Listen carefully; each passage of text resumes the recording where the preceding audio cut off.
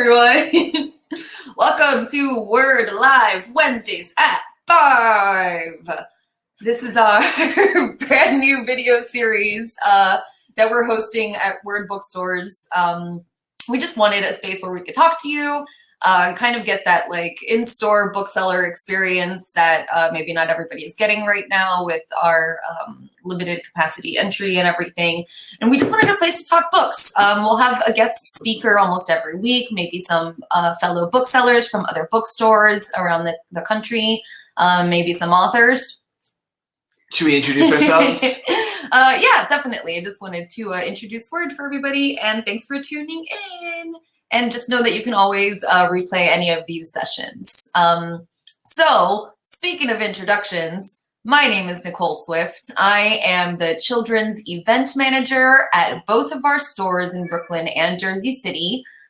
So it's my job to work with children's authors and with schools and put on book fairs and do children's programming, like some story times and all other kinds of events. Now, that brings me to this guy right here. This is George O'Connor. Oh man, I was hoping I get to do it so I can just take a long sip of coffee. I mean, you can still do that. George is an author and illustrator, most notably for his New York Times best-selling Olympians graphic novel series. Do you have any over here? Ooh, possibly. But it's called Olympians, and each one is about a different Olympian god. I may not have one in this bookshelf up here, but I'll tell you, I've got the entire series downstairs. I've read them a bunch of times, and they're pretty incredible. So if you're into mythology, Greek mythology especially, if you're into graphic novels, then this is perfect for you. If you don't know that you like graphic novels, read it anyway, because it's pretty cool. And the Olympians were the very first superheroes. And these origin stories are really great and kind of timeless. And I think here it'd be he really is. funny if I just left. I know, and we never just came back, left like, for the whole day. Join my books. Oh well, I'm out of here. So went and got a visual aid. This is the box set of the first 6 volumes of Olympians. I missed a lot of what Nicole said, but this might be a repeat. I am the writer and illustrator of this series. I tend to refer to myself as a cartoonist who is a person who uses words and pictures to tell a story. There are 12 books in the series, though the 12th is not out yet, but it is done. Dun, dun, dun. It's done. It's coming out in January. What's the 12th book, George? It's called Dionysus the New God. It's about Dionysus. He's like a new god. Oh, thank you. Yeah. He's really good at his job. I know. I promise. Each book in the Olympian series, look at that, it's so crooked. Each book in the Olympian series is about one of the Olympians, the family of crazy, all-powerful, shape-changing, lunatic gods that were the rulers of ancient Greece. Well, not rulers, you know what I'm saying? Mm-hmm. Yeah, you know. I mean, mythologically speaking, for me as a child growing up into adulthood, they're my personal faves. So I've been a very lucky person that I've gotten to grow up, and this is what I do for a living. I get to write and draw stories about the things that I love most. And I've always been pretty lucky because I've always worked in or around books. When I was a little kid, I got my working papers early. And at 14, I worked at my local public library just to be near books. From working at the libraries, I then worked at bookstores. And then from bookstores, I worked making books. Basically, the only jobs I've ever had have been being around books. So any chance I get a chance to talk about books, I'm going to jump at it. And what's really cool is that you write books for a lot of different age ranges. You've got picture books, you've got early reader chapter books, you've got this middle grade series. You also have... Olympians itself is read by a weird range. Oh, not a weird range, a wide range. A lot of adults, a lot of young adults, a lot of like surprisingly small children. I'm like, should you be reading that book? There's actual cannibalism in it. They're like, I'm 3 years old. I'm like, you probably shouldn't be reading this. But they do anyway. Yeah, so actually today's Word Live coincides with a virtual book fair week for a local school, the French American Academy in Jersey City. And so since this is their virtual book fair week and we're hosting their book fair on our website, I thought it would be really fun to talk about school book fairs back in the days, of which I still slightly remember. And just talk about kids books and the books that we love. So in a little bit, we'll be joined by two of our booksellers, one in Jersey City, Hans, and then one in Brooklyn, Amanda. So if you stop by any of those stores and talk to these booksellers, they can definitely recommend you any kids book and YA book that you might love next. So in order to do that, let's talk about school book fairs growing up. Now, what you gotta understand is that we're old. Okay. I don't know that I could handle a virtual book fair as a kid because I would just add everything to my cart and beg my mom to not delete anything. But as a kid, we had the kind of book fairs where you would get like a catalog in advance and you could go through the entire catalog and mark down everything that you wanted. And that was just like the greatest joy. That was the highlight of the year for me, is when I would get that calendar. Mind you, half of it would be like cute fruit smelling erasers, but the other half would be a lot of books. Especially I remember Goosebumps. I was definitely I was a big Goosebumps fan, and I used to get all my Goosebumps books at school book fairs. And that's still a series that's going on even today that still gets sent into book fairs when we do them live in person, which is pretty amazing. Do you remember any books that you would get at book fairs or anything? Here's the thing. We were talking about this beforehand. I'll be honest. My school that I went to, I feel like sometimes they dropped the ball. I'm talking like my junior high years. I feel like we didn't really have book fairs. I remember there being some book fairs at the elementary level, and it was in person, where they would transform our school gymnasium for a night or two, where there'd be little tables out and there'd be books. I do have one very vivid memory of there being a rubber alligator on the tables, and just being little George being like, that alligator would be mine. It was not mine. I never got it. And so I do remember that. Like, my family, we didn't have a lot of money growing up, but we did love our books. We were big library people. We made a trip every week to the library. But I did get there's a couple of books that I did get growing up at these book fairs. And also there was kind of there were almost individual book fairs, like weekly readers club and things. Do you remember that? I don't think we had that. Not that I can remember. I actually brought some props. Should I bust into props? Do it. All right. So you all saw, this is one of my multiple copies of one of my favorite books of all time, Delaire's Book of Greek Myths. This was a book that I was introduced to in about 3rd grade when I first learned about Greek mythology the first time. This is not that copy. The copy I had is disintegrated, dissolved. It was well read and loved into oblivion. This is a copy I used, actually, you can say I use it for reference sometimes. I have notes and stuff in here. This was actually a book that I remember getting at a book fair, getting an early copy of this, one of those ones in my gymnasiums, getting a paperback, beat up copy, well, it wasn't beat up yet, but a paperback copy that I destroyed of Delaire's Book of Greek Myths. This other book, this is a book that I love to, I've recently kind of rediscovered these books. Unfortunately, I don't really think they're in print anymore. It was a whole mystery series of these kind of spooky mysteries about these two girls, Gwen and Jill. This one is Something Queer at the Haunted School. And I got this one because this is my personal copy. It was one of those weekly readers where it was actually you signed up for it as it was almost like a home subscription sort of thing, and you got to choose certain books. This was something I loved. And they're a really great series that kind of, it's a mixture of picture book and graphic novel, which is not something that you see a lot even now. And Yeah. These books, I mean, guys, I'm deceptively old. So, this book might be older than me. This book is from the early 70s or something, or maybe the late 60s. When is this one from? 82. No, I'm older than this book. But this was a series of things that these are things that I loved having these books. I loved going to the library. Should I continue? Should I keep going? I mean, sure. Okay. Because here's another book that was an absolute favorite of mine. This one I never got to own, despite wanting to own. I mean, I do now, clearly, because I'm holding my hands. This is a book by Judith Viorst. This one's particularly illustrated by Kay Shiro. Judith Viorst, if you know her, you probably know her for Alexander and the Terrible, Horrible, No Good, Very Bad Day, which is one of the best picture books of all time. Which is also basically the descriptor for my day every day for the last year. Well, this one was, I'm going to have to read this one. Judith Viorst is a bright spot. This was the book I would go to my library every day and get. Well, not every day, but I would take this out several times a year. My mama says there aren't any zombies, ghosts, vampires, creatures, demons, monsters, fiends, goblins, or things. And the main character, who Guys, if you've read Alexander and the Horrible, No Good, Very Bad Day, you know the character of Alexander has two brothers, Anthony and Nick. This is Nick. Nick is the main character. This is before Alexander's born. This is like a prequel. Nick is convinced that there's all these monsters around, and he kind of talks about the different monsters that, you know, like, sure, that sounds like there's a Dracula scratching his claws in the window out there. And his mom's like, it's just a branch. But, like, you know, his mom totally messed up making dinner the night before, and his father, don't even get him started on what he did to breakfast. It's kind of like this really funny book about how his parents keep goofing up, so why should he believe him out there not being monsters? I love this book. So that book stuck with you, huh? Man, can I hold on? Remember how I said I worked in a bookstore for years? I mean, when I got old enough, I bought myself a copy of it, and I got both Judith Viorst and Kay Shiro to sign this. Kay Shiro even drew me a picture of a terrifying alligator. Well, I would say it's an alligator, but it's got like a, you know, forked tail, so it's probably some sort of alligator-like dragon. But this was a book I loved.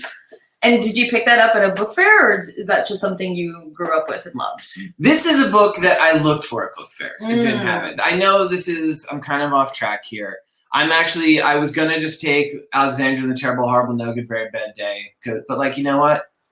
I wanted to give a shout out to Judith Viorst's lesser known works. But if you can, get a copy of Alexander and the Terrible, Horrible, No Good, Very Bad Day. It's like the best book ever when you're having a bad day, which, as Nicole mentioned, is nearly every day in some instances.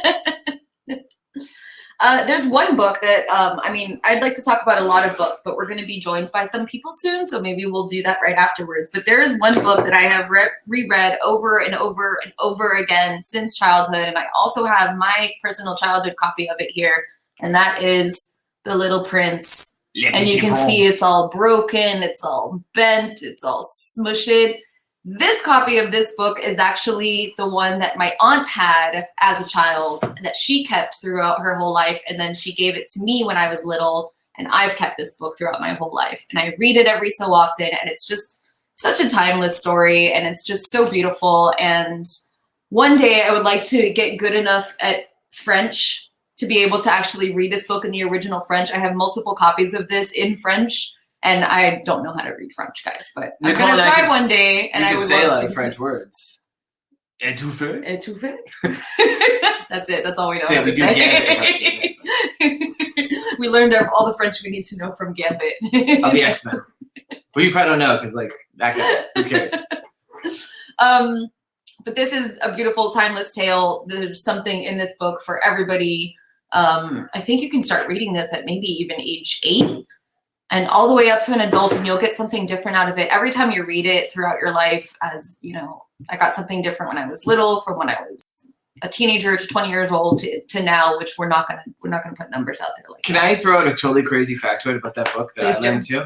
That is one of the most famous French language books in our country. I don't know if it is in France as well, but its original title is Les Petits Princes. Les Petits Princes.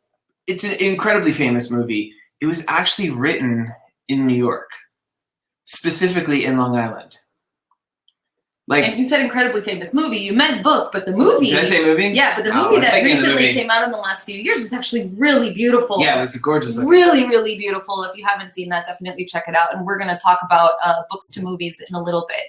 But for now, I see that we have a couple of Word's own booksellers here. So we're going to go ahead and send them an invite to join us on screen. And we're going to talk to them about some kids' books that they love and we get are to talk excited more about for. Books after, right? Yeah. It's got more books to talk about. Right? Definitely. We've got a whole stack next to us to talk about. Hi, Amanda. Hey, Hans. Hey. Oh, look. George and I are in picture now. It's okay. I'll be Amanda's. George. We should have our hand puppet of you ready. Yeah, I'll be Amanda's hands. As she talks, I'll gesticulate wildly. Oh my God. So hi guys. So as I mentioned, Amanda is in our Brooklyn location and Hans is in our Jersey City location. And I know that Amanda in particular, you really love kids books, from everything from picture books to YA. And Hans, you're specifically interested in kids' graphic novels? Oh, nice. Yeah. My partner is an illustrator, and so I've been in a community of a lot of illustrators that have been shopping work back and forth as I'm reading so many kids' books and just like, oh my God, here is something amazing that's going on. Here's something else that's going amazing. Here's George O'Connor's work. Here's this. And then just, yeah, I've been shooting your work out as well. It's been really amazing to like have people to shoot back and forth, but there's so many good kids book coming out lately. I like ran around the store and grabbed a stack that I am so excited to show everyone. Are you going to be giving any shout outs to your partner's books? All of them are younger artists, and they're still in the works. So people are still creating stuff. Okay. All right. So there won't be any leaks, any pre-release content. Spoilers. All right, why don't you tell us, is this a book that you've already read or something that you're excited to read? Okay, I'll start with things that I'm excited to read and are very highly recommended, and I've passed on to some friends. One is The Leak. So this book is so much fun from what I've heard. I read about I'm not finished, but I started reading it. I'm about a little bit towards the beginning, but it has for people who have younger people in their life and are watching kids shows now, there's a show called Craig of the Creek, and it has a lot of the same aura of very much summer adventure, as well as kid journalism and pure writing your own story in your own world. So it's so much fun. And I passed it to a friend for his birthday and absolutely loved it and was like, oh my God, it was utterly inspiring for him. The other one came out just yesterday, The Girl from the Sea. It's a queer romance here. And it's yet again, another kind of summer camp romance. And also there's this trend amongst younger animation where there's a lot of sea themes when it comes to, it's just queers and the sea somehow have gone hand in hand. I don't know when it happened, but it's nice. And this is something that's been I was hoping to grab a galley for, but I'm probably just going to buy it because it seems so good. The art is amazing. And Molly Ostertag is a great artist. Molly Ostertag is a great artist and author. Man, her first book, her last book is slipping my mind right now, but that was another. She did the Witch Boy series. It was the Witch Boy. There it goes. I've known Molly for years. Molly was, I used to actually teach, and she was one of my students. Wow. We haven't put a number on it yet. We're going to leave everyone guessing. I also have to shout out one more before I pass it off to Amanda and we start talking about things we already read. But this is one that Steven was just I said, hey, Steven, any kids books you love? And Steven's another one of the booksellers here in Jersey City. And he said, The Boy Who Couldn't Sleep and Never Had to. I will read Steven's little brief on this. Vampire? Is he a vampire? Oh, no, this is a boy who can't sleep ever, so his dreams turn real, and then the government hunts him down to convert his brains into energy drinks. So, Steven just put this on my list, 100%. He said it was one of his favorite books. Yes. Great title. Is that out or is that coming out? This is out currently. It's for sale in Jersey City and Brooklyn, hopefully, as well.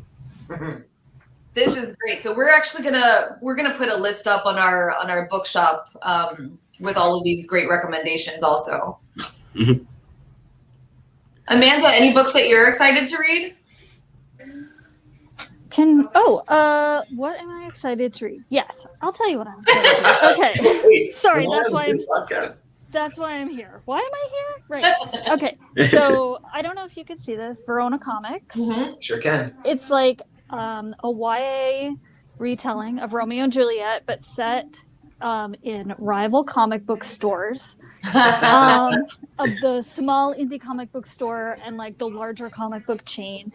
And it also is really sweet because the characters, it's a boy and a girl, but the characters identify as bi, and they kind of struggle with this idea of being in a straight presenting relationship but being bisexual. So it has that element to it that I'm really intrigued to see how the author handles that.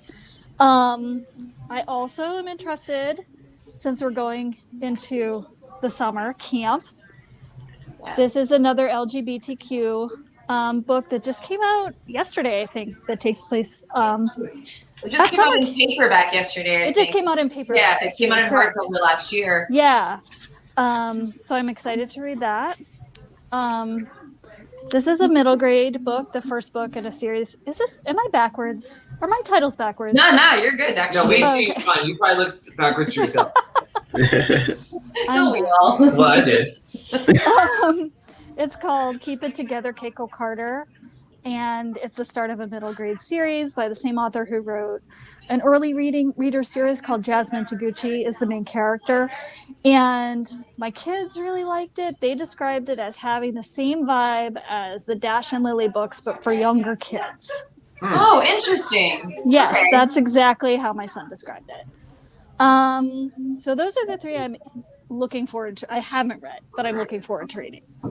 There's one book here that I haven't read, a new Marjorie Liu book, The Tangleroot Palace, Okay. that I'm very excited to read because it's Marjorie Liu and she's fantastic. And there is, it's about a bodyguard for a body-stealing sorceress. Right? Which body is so hard? Like the body she steals, or? Well, listen, I'm going to read you the first sentence because this is what got me on, like, when I saw this book and I requested the arc, it was because of this sentence. Briar, bodyguard for a body-stealing sorceress, discovers her love for Rose, whose true soul emerges only once a week. And their names are Briar Rose. Like Briar Rose, like Sleeping Beauty. Sleeping Beauty. Yeah, which is really funny. So this is like a short fiction. Marjorie Liu does a lot of, she's best known for Monstrous and does a lot of graphic novels, but that's one that I'm really excited to read. The arc is just sitting here tantalizing me. What about books that are tried and true loves of yours? Maybe Tried and true. Something, because we were talking about like the whole concept of book fairs. We're trying to get that summer book fair sort of mind. Is there any books that is like a tried and true that was the sort of thing you remember, like from your own childhoods? I think a thing I 100% remember from my childhood, I don't have a copy right now, but we do have them here in Jersey City, is somehow always picking up small animals on adventures. So Secrets of Nim, Lord Brocktree from that series, like all of these fun. Oh, yes, there we go. Are we talking Redwall stuff here too, or are we? Yes, Redwall. Redwall was like those crazy elaborate feasts, and then just incredibly violent mice. Oh my god! Yeah, that was my subsect at Scholastic Book Fair. I would just grab I would be like, oh, is it a mouse on an adventure? Thank you. That's all I ever needed. Are they wielding a sword? Oh my god, a bow rack? That's all I ever wanted. We don't mention the name of that book fair though, do we? I mean, we can. It's a very popular book fair. Yeah, I was talking earlier about how the books that I always went to at book fairs were like Goosebumps. I wanted all the mysteries that I could handle. But that was my go-to book series. Nice. I'm gonna say something crazy. I don't know if the school that I went to had book fairs. I don't know if we did. And I went to the same school for 8 years, and I'm actually not sure if we had a book fair. Because it didn't like lodge itself in my memory. But I did pull this old favorite, from the Mixed Up Files of Mrs. Basley from Tyler. Such a good book. It's so good. You almost broke him. Every time I go to the net, I'm like, I know. I'm just like, is this the room they slept in? Is this I try to picture. Well, I mean, for those can you give us a brief account of the book for those who haven't read this book and fantasized about it? Sure. Yeah, of course. So it's about this girl. Her name's Claudia. She is the oldest of 4 siblings, and she feels like she's being overlooked by her family. She's the only girl in the family.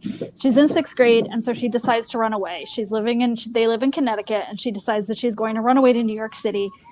And she recruits her younger brother to come with her. And they go to the city. They take Metro North into the city, and then they camp out at the Metropolitan Museum of Art for about a week or 2. And in the process, they discover that there's like a mystery surrounding this statue that the Met is going to be exhibiting soon, and no one knows like the provenance of. They don't know who the artist is, right? I think, and that's how they come into contact with Mrs. Basley Frankweiler. They end up solving this mystery, and everything like comes together at the end in this amazing way. And what I always forget is it's actually a novel in letters. It's like being written, right? It's a letter that Mrs. Basley Frankweiler is writing to her attorney or something, which is not like so significant, but I think it's kind of cool. It's really it makes it a very breezy read, as I recall, because of the It very does. stuff. Yeah. The thing I loved about that book was I grew up right outside of the city, so I grew up in Long Island, and because you could almost use that book as like a little bit of a guidebook, because there were so many real locations. It was so fun visiting those spots. When I got a little bit older and had the autonomy to go around. I don't know, book fairs are always really cool to get a chance to see those classic books, like a really well curated book fair where they kind of put like these like kind of classics, because I feel like that was like a real staple when I was growing up. But you were already probably an older book at that point. I feel like that was written in the 60s, right? And but sometimes you go, and it's the same thing that like Word does. Like you go into a really great bookstore that like they really kind of like put front and center, like the booksellers, the people making the fair, whoever, they kind of put the stuff front forward that's like, hey, this is a special book. I want to use this as an excuse to talk about. Nicole held this up. True story. Nicole, this is Winnie the Pooh. Winnie the Pooh, I mean, everyone on the planet knows Winnie the Pooh, but maybe not as many people have actually read the original stories by A.A. Milne. And I was actually part of some event years ago for some anniversary of Winnie the Pooh. Yeah, I don't remember what that was. I don't remember why. It was just like, because I'm just a fan. And so it was like, hey, will you come talk Winnie the Pooh? I'm like, yes, I will. And Nicole was there, and she'd never read it. So I'm like, just read a little bit in before we start. She's waiting for the event to start. And she was sitting there in the front row of like, there's all these people there reading Winnie the Pooh for the first time and just laughing out loud. Because it's such a delightful, witty book. Like it's like, if you only know Winnie the Pooh through like the Disney cartoons, then they are great. I'm not going to disparage them. But like there's such wit to those original stories, and they're so funny. And Winnie the Pooh has such a weird kind of intrinsic logic to it. Like he's a very dumb bear. He's a very, very little brain.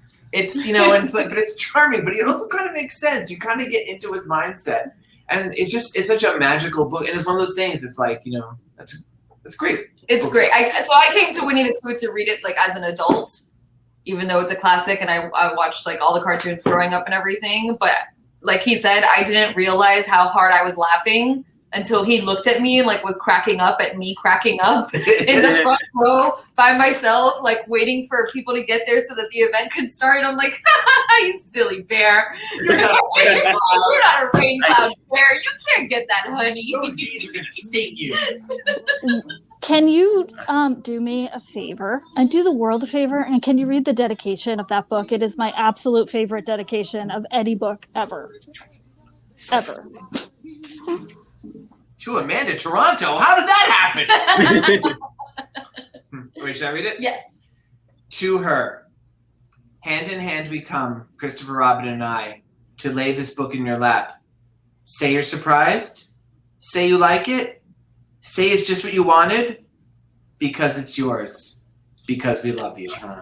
Oh my gosh. I was going to say, this book, like that dedication and the ending of Winnie the Pooh are both like, they just rip your Hits heart you out. right in the feels, Yeah. man.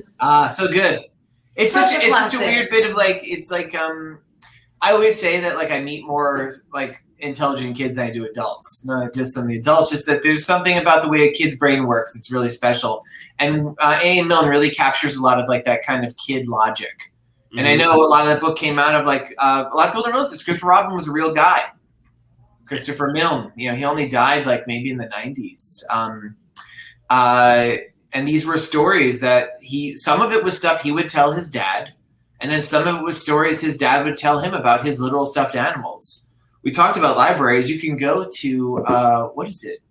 which I think it's the Central Library, the New York Public Yeah. Library System now. Yeah. They actually have on display, you can see Christopher Robin's original toys. You can see the original Winnie the Pooh, the original Tigger, And the Eeyore. Kanga with no And room. Kanga has no Roo because Roo they is lost lost. Roo. It's really sad. Kanga's belly, her pouch is distended, and like, oh, that's where Roo would go. But Roo is somewhere in the 100-acre woods, probably being deep in the 100-acre woods. just I actually saw the shepherd drawings at the originals. the originals at the Victoria. I think it was at the Victoria and Albert Museum. I think it's in the Special Collections Library there. Wow. Yeah, you could just go and see them. And my friend and I just went. And Did you get any? Did you take one without them looking? Remember, you're being filmed. I'll never tell. Wink if you did it. That was it. I saw Don't you I'll wait. never tell. it. Any other books that you want to talk about? Actually, George, when you were talking about books that acted as like a guidebook and weird books you'd find at fairs, one of my favorite things is always those like the books that evoked Boy Scout manuals and like would teach you weird knowledge. Those were my favorite, especially as someone who I moved from living in the New York area to moving to Georgia State. So I went from a place where I was like, I can't build a bow in the woods. What is that going outside? And then I was like, oh my God, there's this vast, mostly half-constructed buildings because we are in the housing boom of the mid-2000s. And I just was like, I've had this guidebook I found at a book fair, and it just became like my guide to Georgia State. And I was like, oh, these are amazing. There are two books we have now at Word, which are like the Daring Book for Girls and the Dangerous Book for Boys, which like evoke that same aura and have a bunch of weird knowledge in them. You're right. That's such like the prototypical book you would find at a book fair. That and like the Guinness Book of World Records. Yes. Which was like, Yes. the most crickets in a half hour. I'm like, why is that a world record? The answer should be none. You shouldn't eat crickets. And those books come out, and there's still like the nice like atlases and stuff, like Atlas Obscura, like all the weird things that you can find. Like I used to love those books so much in book fairs. Atlas Obscura is great. Can I jump in with another book? You can jump in real quick, yeah. All right. So this is my favorite book of all books.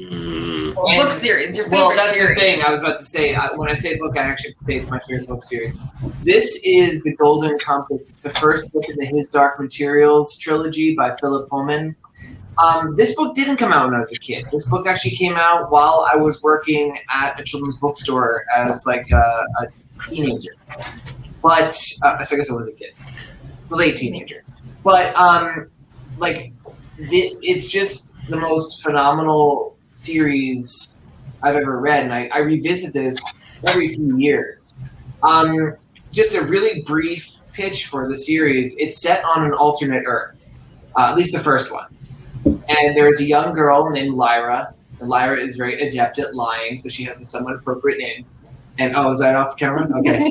And in this particular alternate universe, every human being has an aspect of like, we'll call it their soul, of their personality that manifests in the form of something they call a demon that's spelled differently. It's not like a spooky demon.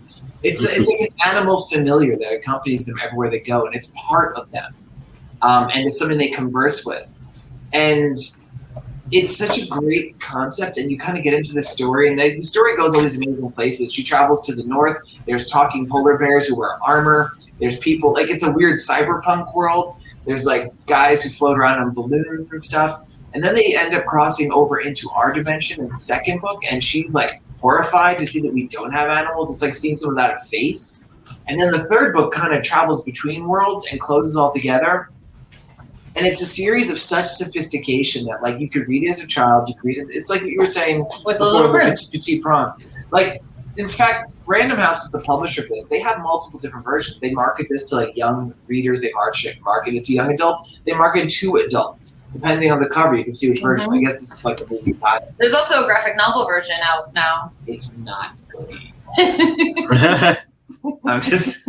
I shouldn't say that, right? I'm You're a graphic novelist, man. Wonderful.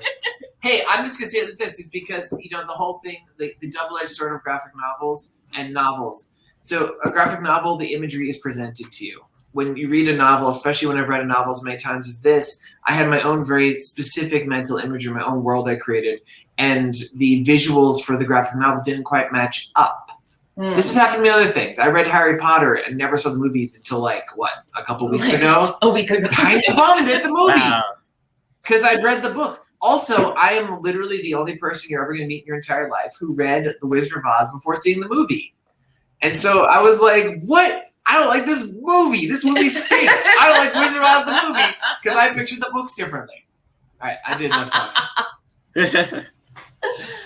But George, did you guys wanted to talk about? Let's see. Were you going to ask her a question? No, I was just going to ask, but George, did you read all of the Wizard of Oz books? Okay, all right. As a matter of fact, Come on. I haven't read every. All right, I'm going to drop some knowledge for people. L. Frank Baum wrote 14 Oz books. He was the guy who wrote The Wizard of Oz. Then the series was continued by Ruth Plumley Thompson for I think it was another 19. The original, the second series illustrator John O'Neill did another 3. There's like something like 40 canonical books.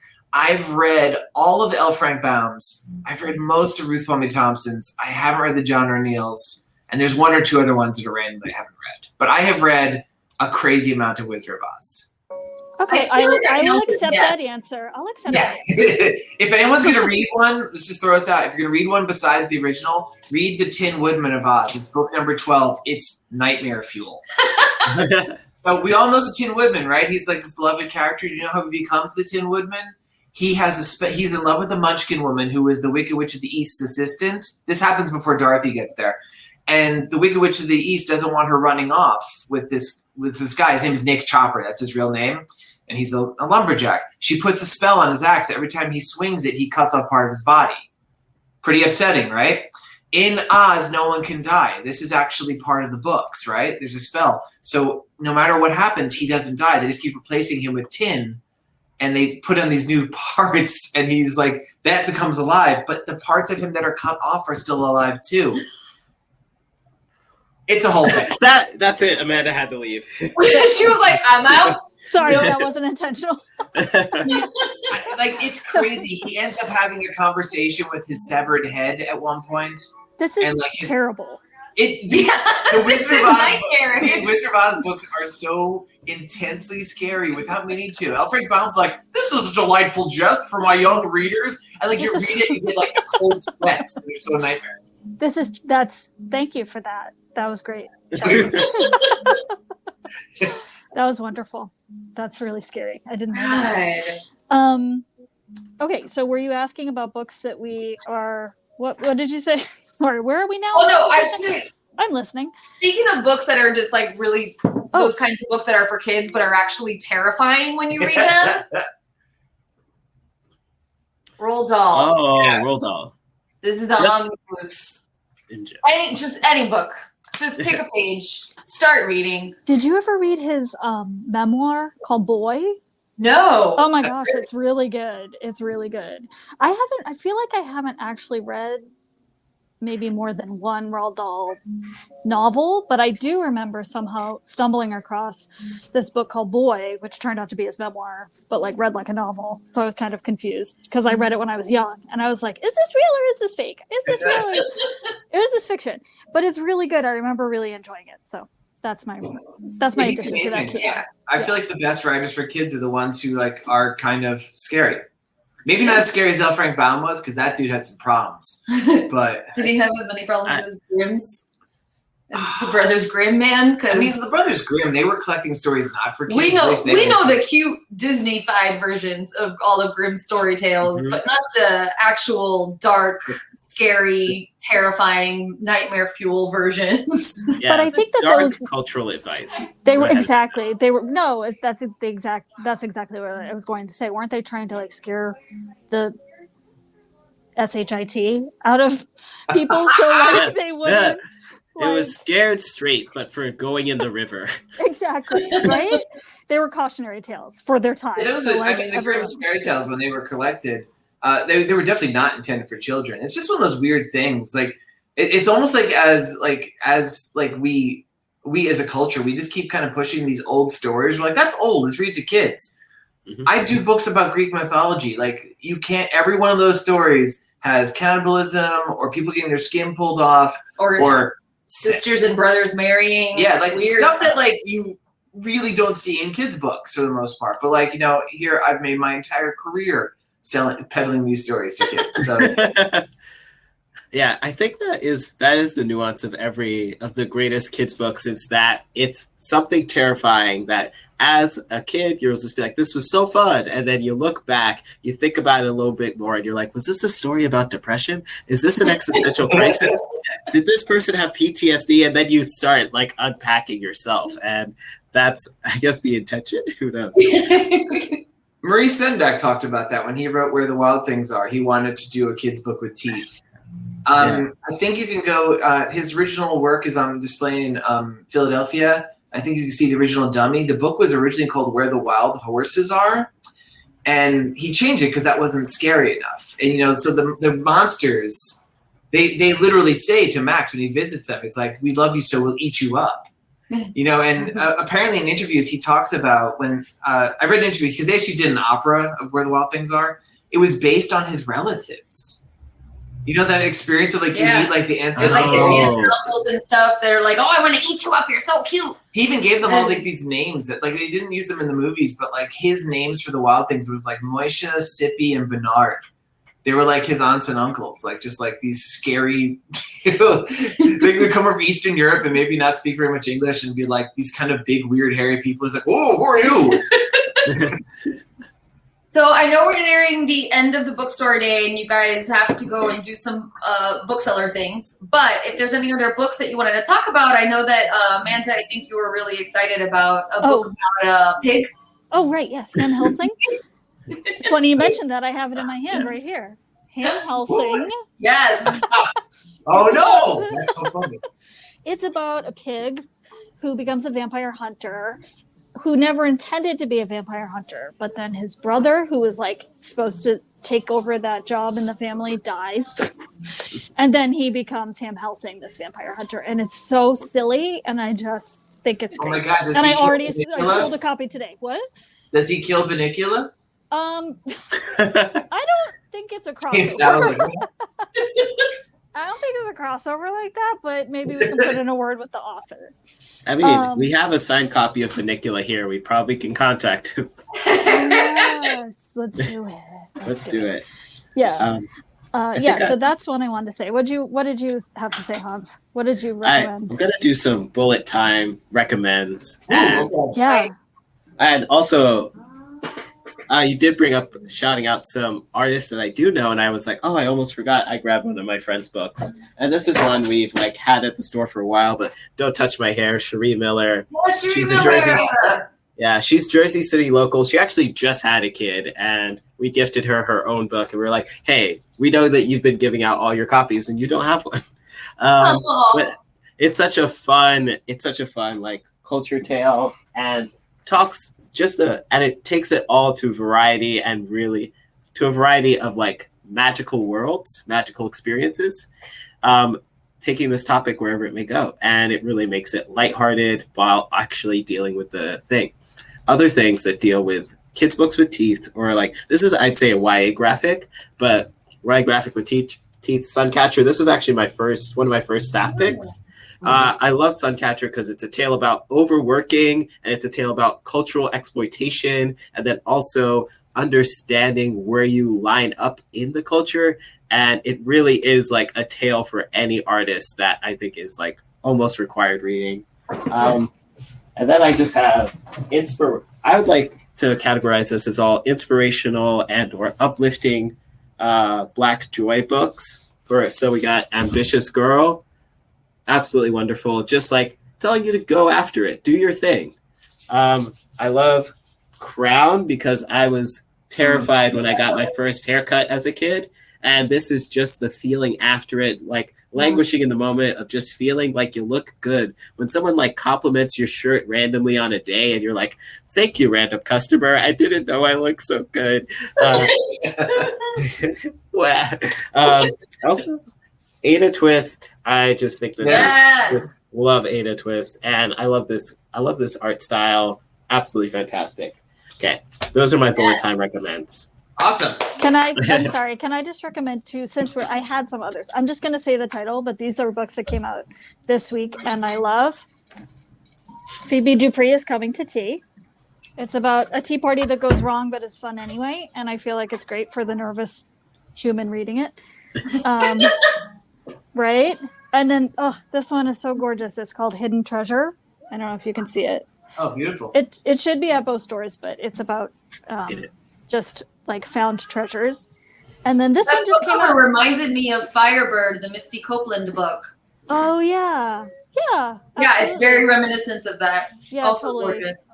It's really great. It has like minimal text, really beautiful illustrations. And then today, tonight, tomorrow, because our high school seniors are graduating. This takes place right before graduation, a scavenger hunt throughout Seattle. And it's like an enemies to lovers YA novel, which I love that trope. I just don't like that word. So it's using, like, why did you say that so low like that? Love it. But it's great, and it's just I don't know. I just love the feeling it gave me. It just reminded me of like that last day, senior year. Everything's about to change. All your emotions are intensified. But with a happy ending. Sometimes like the last day of senior year doesn't end happily, but this ends happily, and it was great. So a good summer book.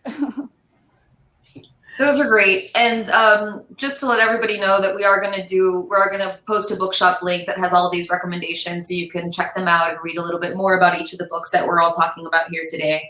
I want to thank Hans and Amanda, our booksellers extraordinaire, for taking some time out to come and talk kids' books with us. We definitely need to do another one of these because I know all of us have a lot to say about the kids' books that we know and love and what we're excited for. So thank you guys very much. George and I are gonna stick around for just like 5 more minutes to continue talking about a couple picture books and our Born to Read book club. But thank you, Hans and Amanda. Bye. Thanks, both of you. Bye. Thank you. So really quickly, more bullet points. Bullet books? I don't know. Bullet time is what you said. Bullet time.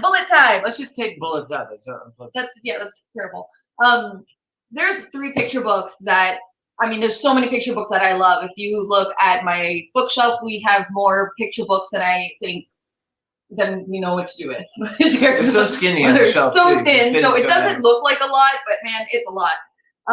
One book, this is The Fantastic Flying Books of Mr. Morris Lesmore by William Joyce. William Joyce is a phenomenal picture book author and illustrator especially. Oh my goodness, his work is gorgeous. But this is such a gorgeous book and fantastical. Like, Mr. Morris Lesmore is one of the best names ever, but also he's trying to write a story about his life, and the books just kind of all fly away and get scattered, and he gets lost in the books, and then he learns to love being lost in the books. It's got some of the most beautiful layouts, and during the daytime, he gets lost in the books and has fun and plays with them, but then at night, he takes time to actually write his own book. And some of my favorite layouts on this page are this, where he first encounters a flying woman. Yeah. And then he's like fixing up the bindings of the books, taking good care of them. And he's basically putting Humpty Dumpty back together again. And it's just absolutely gorgeous. And these are also some of my favorite layouts. This is when Mr. Morris Lesmore just gets lost in the words in the books in just a jumble. It's absolutely gorgeous. One of Word's co-owners, Vinny, actually read this for, I forgot what day it was, Indie Bookstore Day. I think that we did picture book readings, and this is one of his favorite books, and he read this, and you can go ahead and actually watch that video also on our Instagram. One of my other favorite picture books is It's Book by Lane Smith. Such a simple book. This is definitely for those people who want to gift books to their little ones, or even to their adults, really, because I love this book so much. I read it to George before we came on because it's such a fun book.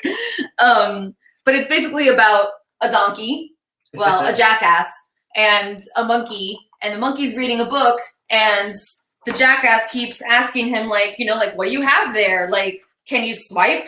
Can you scroll down? Can you blog with it? Can you like password? tweet? Do you need a password for the book? And the monkey the whole time is just saying like, no, it's a book. You read it. And then eventually the donkey starts reading the book and falls in love with the book and then, you know, won't give back the book. And my very favorite is at the end, it ends with, it's a book, jackass! One of my favorite books to read out loud. And then one of my last go-tos for picture books is Unicorn Thinks He's Pretty Great by Bob Shea. It's such a fun and funny book, and it's basically about this goat. Oh, look, Bob Shea drew me a picture. It's about this goat and this unicorn, and the unicorn like is super popular. Everybody knows Unicorn. He's great at everything. And the goat's like, I'm cool too. I can do cool stuff. I can do stuff just as cool as Unicorn. And he's like all sad because everybody thinks Unicorn is great and not goat. And then at the end, it turns out that Unicorn is like a little jealous of goat, and Unicorn wants to be like goat. Goat wants to be like Unicorn, so they become best friends, and it's beautiful. And it's a lot of fun. So that's my bullet point picture book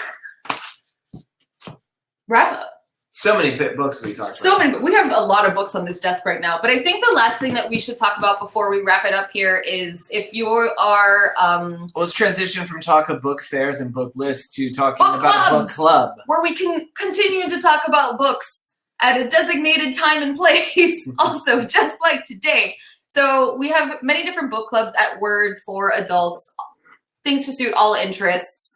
And George and I this year started a book club for middle grade readers. So this is readers of, they call middle grade books for ages 8 to 12, but it's really like upper elementary, lower middle grade. Specifically, we went for books that were like adventure. Yeah, so this year we're focusing on like adventure stories, like fun adventure stories, mainly for kids aged 8 to 12. The book club is free to join. We meet on the third Wednesday of every month at 4 p.m.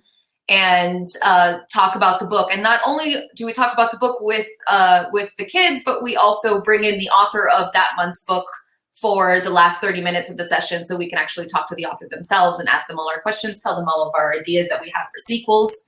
I often draw weird pictures of what I think the main characters may look like. George likes finding typos in the books. I found so far in 2 of the 3 books we've done, I've found typos. Yeah. These books are published. I found typos. I should be an editor. So I just wanted to mention that we have our next one coming up in 2 weeks. We're reading The Anti-Book by Raphael Simon, also known as Pseudonymous Bosch. So if you are an 8 to 12-year-old who loves adventure books, or if you know an 8 to 12-year-old who loves adventure books, check us out on Word Bookstores, Born to Read, and register for the next session. All you have to do is buy the book and read it, and you can show up. Should we talk about the books we've already talked about? Yeah, really quickly. Let's go. So we've only had 3 months of this. We started off with Jenny Holm, The Lion of Mars. Yeah, really great book. Set in the future at a time when colonization of Mars is underway. I won't reveal too much about it because I spent the whole time expecting a giant lion to come out and kill everybody because I'm just that sort of person. But it's like a kind of an ersatz family unit living on Mars, their experience. It's really interesting, the world building that's done, because the kids especially have never known anything but Mars. So you kind of are reading like a book from the point of view of someone who's never been outside ever. Yep. It was pretty amazing. Really then, great. Jenny's wonderful. This was a book that we just loved. This was Finn and the Time-Traveling Pajamas. This is written by Michael Buckley. Talk about adventure yarns. I don't think anybody does adventure quite as well as Michael does. Fast-paced adventure, nonstop from the first page. Really great characterization. It's not like it's, and I don't want to say like it's glib or not meaningful. Like everything was really just put together super well. Tight. Very tight, very but exciting, really generally exciting, but also funny with like really touching relationships. It's basically Finn is the dude wearing the time-traveling pajamas, which, you know, they're like got little cowboys on that. And he's got his 2 best friends, and like they kept getting sucked into these kind of weird adventures where they're affecting all time and space in like adverse ways. And the stakes are pretty high. The stakes are really high. It's actually, and it's like I said, from the very first page, it's a very fast-paced book. I think we each read it in what amounts to basically a day. Yeah. Real page turners, they said, although I think I read mine digitally. And couldn't stop talking about it afterwards and still can't stop talking about it. And even though this is the second book in the series, we weren't lost because Michael does a really good job of like tying up what happened in the first book into this book, so you don't feel like you're missing anything if you just hopped in on the second book. But let me tell you, you will feel like you want to read the first one right afterwards, because this trio is fantastic and you want to know how they got together. And then we just did Amari and the Knight Brothers. Talk about like high stakes. Amari, and talk about world building. Amari, what was the elevator pitch for it? It's Men This in is Black like meets, Men in Black meets Harry Potter. and that's very, very appropriate. It's basically the young protagonist, Amari. She is invited by her brother, who's been missing for like the last year. Turns out he was part of a secret society of, well, you can't call them magicians. They're not really magicians. They're not really wizards. They're people who deal with the magical world. Because it turns out that, you know, you go through the city or wherever you live and you just see all these people. Some of those people might be elves, some might be centaurs, might be weird things you don't know. You don't realize they're in disguise. It's very like Men in Black like this. And he was part of a group. He's actually one of the greatest agents that ever existed in this group that kind of makes sure that the world is safe. The Knight Brothers is the name of a couple of evil magicians. Magicians are people who are born with the ability to control magic on a scale beyond what humans can. Everybody has a little bit of powers in this one. And beyond what anybody else can. Like Yeah. anybody with those special powers or any centaurs, anything like that. And like, yeah, and so Amari is kind of placed in this kind of, it's like a summer camp for people learning about the magical world, and they have some magical abilities. At the same time, she has to kind of save the world and find her missing brother. And there was a lot going on, but it was all so clever. You see? Men in Black, Harry Potter. Comes together, boom, in one book. So that's been the 3 we've done so far. And we're very excited to read the next one and meet everybody. But we have yammered on for a long time. So Yeah, full hour. I'm going to say we stop. We are going to put the list up of our recommended books on our bookshop. So that's bookshop.org/word bookstores. And we also have our Born to Read book club on our homepage, wordbookstores.com. We would love you to come and visit us. And if you have any questions, ask a bookseller. Thank you all for being here. See you Thanks next so much time. for having me.